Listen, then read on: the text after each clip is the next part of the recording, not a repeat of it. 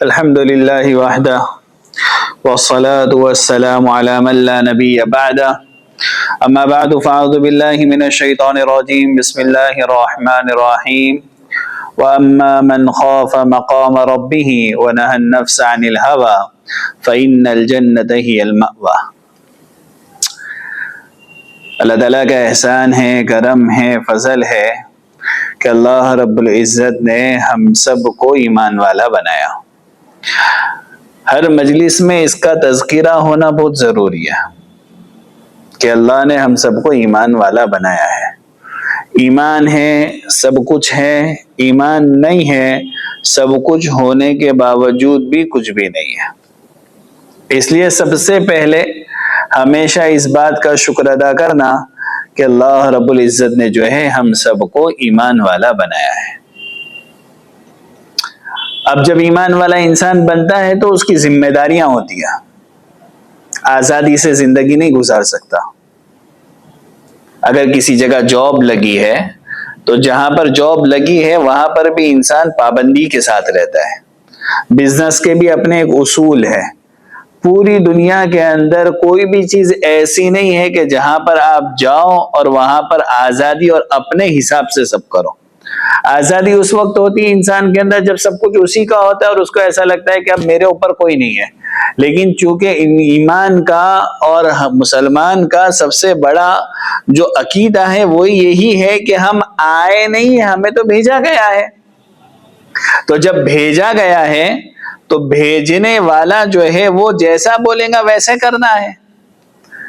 تو ہم کو تو یہی سب سے پہلا سوچنا ہے کہ ہم اپنی مرضی سے آئے نہیں ہیں، ہمیں تو بھیجا گیا ہے اور اپنی مرضی سے جا بھی نہیں سکیں گے۔ جب تک کہ بلاوا نہیں آئے گا تب تک ہم کو جانا بھی نہیں ہے۔ اس لیے جو ہے ہم کو سب سے پہلے اپنے لیے یہ سوچ لینا پڑے گا کہ ہمیں زندگی کیسے گزارنی ہے۔ ایک تو وہ زندگی ہے جسے من چاہی زندگی کہتے ہیں، اپنے حساب سے جیو، جو مرضی میں آئے کرو۔ لیکن یہ زندگی جو ہے ایک ایمان والے کی نہیں ہو سکتی ہے۔ ایمان والا آزادی والی زندگی نہیں گزار سکتا ہے۔ اور ایک وہ زندگی ہے جو من چاہی زندگی نہیں ہے بلکہ رب چاہی زندگی ہے، محمد رسول اللہ والی زندگی ہے۔ وہ زندگی ایمان والے کے لیے مطالبہ ہے کہ آپ کو ایسی زندگی گزار کر آنا ہے۔ یہ آپ کی زندگی کا رول ماڈل ہے۔ آپ ایسے جئیں گے، آپ کی زندگی اس طرح سے گزرے گی جیسے آپ کو بتایا جا رہا ہے ویسے آپ کو زندگی گزارنا ہے۔ اس لیے آپ کو صفات کے ساتھ بھی چلنا ہے، اور اسی وجہ سے جو ہے آپ کو یہ بھی دیکھنا پڑے گا کہ آپ کی زندگی کے اندر کون سی باتیں ایسی ہیں جو صفات کے خلاف ہے، حکم کے علاوہ ہے، یہ بھی آپ کو دیکھنا پڑے گا۔ ایمان والا جو ہے بغیر کیلکولیشن کی زندگی نہیں گزار سکتا۔ ہاں، کاروبار کا حساب، جاب کا حساب، فائننس کا حساب، ویسے زندگی کا بھی حساب 24 گھنٹے میں ہوا کیا ہے، ہونا کیا چاہیے تھا، یہ بہت ضروری ہے۔ جب تک ہماری زندگی کا کیلکولیشن ہمارے سامنے نہیں آئے گا تب تک ہمیں پتہ ہی نہیں چلے گا کہ ہم پروفیٹیبل ہو رہے ہیں یا لاس میں جا رہے، یہ حقیقت ہے۔ اس لیے جو ہے ہم کو ہماری زندگی کے اعتبار سے سب سے پہلے یہ دیکھنا پڑے گا کہ صفات والی زندگی ہے یا بغیر صفات کی زندگی گزر رہی ہے۔ اب اس کے اندر پہلی صفت جو ہے وہ اللہ رب العزت کا خوف ہے کہ ایمان والا ہے اور اللہ کا خوف نہیں ہے زندگی میں تو وہ ایمان والے کی زندگی جو ہے من چاہی ہو جائے گی۔ ہاں، اس لیے اللہ رب العزت نے قرآن کریم میں کہا کہ ہمارے سامنے کھڑے ہونے سے ڈرنا، ہاں، اللہ کے سامنے کھڑے ہونے کا یقین، عقیدہ، مجھے میرے رب کے سامنے کھڑا ہونا ہے، پوری زندگی کا حساب دینا ہے، کس کے حقوق کھائے ہیں وہ بھی بتانا ہے، کس کے ساتھ زیادتی کی ہے وہ بھی بتانا ہے، اچھے کام کیا ہوئے وہ بھی پتا چلنا ہے، برے کام جو ہوئے ہیں وہ بھی پتا چلنا ہے۔ اللہ رب العزت نے سورہ زلزال کے اندر یہ بتا دیا کہ جو ہے آپ اگر نیکی چھوٹی سی کریں گے تو بھی آپ کو دکھلا دیا جائے گا، اور اگر آپ چھوٹی سی برائی کریں گے تب بھی آپ کو دکھلا دیا جائے گا. یہ حقیقت ہے. اور اس کے اعتبار سے ہمیں یہ دیکھنا ہے کہ کل قیامت کے دن مجھے میرے رب کے سامنے کھڑا ہونا ہے، تو اس کھڑے ہونے کے اندر میں کامیابی والی زندگی گزار رہا ہوں یا ناکامی والی. جب تک اس بات کا یقین مجھے نہیں آئے گا کہ مجھے اپنے اللہ کے سامنے کھڑے ہونا ہے، تب تک زندگی جو ہے یہ منچاہی والی جائیں گی.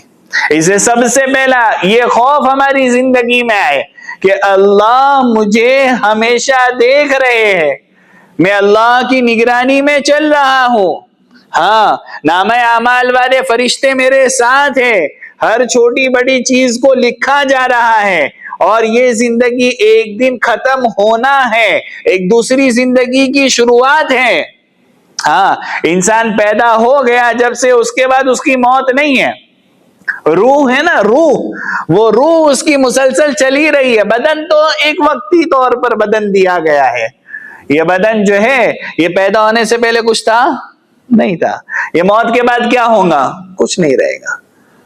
قبرستان جا کر دیکھ لو، کہتے بھی ہے یہ پرانے مردے کی ہڈی ہے، ذرا سنبھال کے رکھنا. ہاں، پیر نہیں آ جاوے. کھوپڑیوں کی ہڈی رکھی ہوئی ہے، ہاتھ پیر کی ہڈیاں رکھی ہوئی ہے، کہا کہ اس کو ایک کونے میں ڈال دو. قبر کھودنے جب دوسرا مردہ دفن ہوتا ہے تو کیا بولتے ہیں؟ اس کو ایک کونے میں ڈال دو. ہاں، تو یہ حقیقت ہے بدن کی، اس کا سڑنا مقدر ہے. پوری دنیا اس بات پر محنت کر رہی ہے کہ یہ بدن کس طرح راحت والا بن جائے، اور ہمیں یہ سمجھایا جا رہا ہے کہ آپ اس چیز پر عمل کرو کہ آپ کی روح کیسے کامیاب ہو جائے. روح کامیاب کیسے ہو جائے، روح کا تعلق اللہ کے ساتھ کیسے ہو جائے، روح اعمال والی کیسے بن جائے، یہ سب آپ کو سوچنا ہے. اس لیے بنیادی طور پر ہمیں سب سے پہلا سبق یہ دیکھنا ہے کہ ہمارے اندر اللہ کا خوف ہے یا نہیں ہے. اور دوسری اہم چیز جس سے ہمیں سبق، جس کو ہم کو سیکھنا ہے کہ ہم اپنی خواہشات والی زندگی کو چھوڑ رہے ہیں یا نہیں چھوڑ رہے، نفسانی زندگی کو چھوڑ رہے ہیں یا نہیں چھوڑ رہے، انسانیت والی زندگی کو لے کر چل رہے یا نہیں چل رہے، اخلاق ہے یا نہیں ہے، اعمال ہے یا نہیں ہے. یہ ساری چیزوں کو ہم کو کیلکولیشن کر کے دیکھنا پڑے گا کہ میرا اٹھنے والا قدم جنت کی طرف جا رہا ہے یا ہر اٹھنے والا قدم مجھے جہنم کے قریب کر رہا ہے. ہاں، اس لیے یہ دو باتوں کا خاص اہتمام. ایک یہ کہ بحیثیت ایمان والے کہ ہمیں یہ دیکھنا ہوگا کہ ہماری زندگی میں اللہ کا خوف آ رہا ہے یا نہیں آ رہا ہے، اور دوسرا کہ ہم ہماری نفسانی خواہشات پر کتنا عمل کر رہے ہیں. یہ دو چیز دیکھنا ہے. اور خوف آنے کی علامت ہے کہ انسان کے اندر جب اللہ کا خوف آتا ہے تو اس کی علامت ہے، پہلی علامت یہ ہے کہ اس کی نظریں حرام نہیں دیکھیں گی. ہاں، نظروں میں سے حرام ختم. کیوں؟ اس لیے کہ اس کو یقین ہے کہ بھلے میری نظر ادھر ادھر ہو گئی، پلک جھپک لیا میں نے، لیکن اللہ تو مجھے دیکھ رہے. اللہ غافل نہیں ہے، اللہ تو مجھے برابر دیکھ رہے میری نظروں نے کیا کیا. کہا کہ پھر جو ہے پیٹ حرام کو قبول نہیں کرے گا، حرام کھانا نہیں جائے گا پیٹ میں. کہا کہ اس کو فکر ہوگی کہ میں حرام کے لقمے کیوں کھاؤں، کہ اس سے میرا حرام والا بدن بنے گا.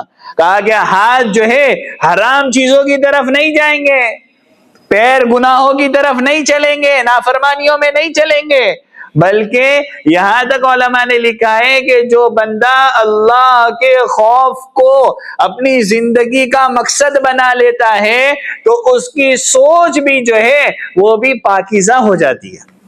اس لیے ان دونوں چیزوں کا ہمیں خاص اہتمام کرنا ہے کہ اللہ رب العزت جو ہے ہمیں یہ تو اچھا یہ چیزیں مانگنے سے ملتی ہے، ہاں رونا پڑتا ہے، اللہ کے سامنے گڑ گڑانا پڑتا ہے کہ یہ چیزیں جو ہے اللہ رب العزت ہمیں دے دے. ہاں، جب یہ چیزیں مل جاتی ہے تو انسان جو ہے وہ دنیا کی ہر چیز جو ہے اس کے لیے کوئی معنی نہیں رکھتی ہے تو شکر گزاری، نہیں ہے تو کوئی مسئلہ نہیں. زندگی گزر رہی ہے، صفات والی گزر رہی ہے، تو پھر اس کی زندگی کے اندر یہ سارے مسائل جو ہے وہ میٹر نہیں کرتے، وہ مسئلہ نہیں بناتے. اس لیے اللہ سے مانگنا چاہیے کہ اللہ رب العزت جو ہے ہمیں ان دو صفات والا بنائے. یہ بڑی بڑی صفات ہے. اللہ رب العزت جو ہے ہمیں عمل کرنے کی توفیق عطا فرمائے. وآخر دعوانا الحمد للہ رب العالمین.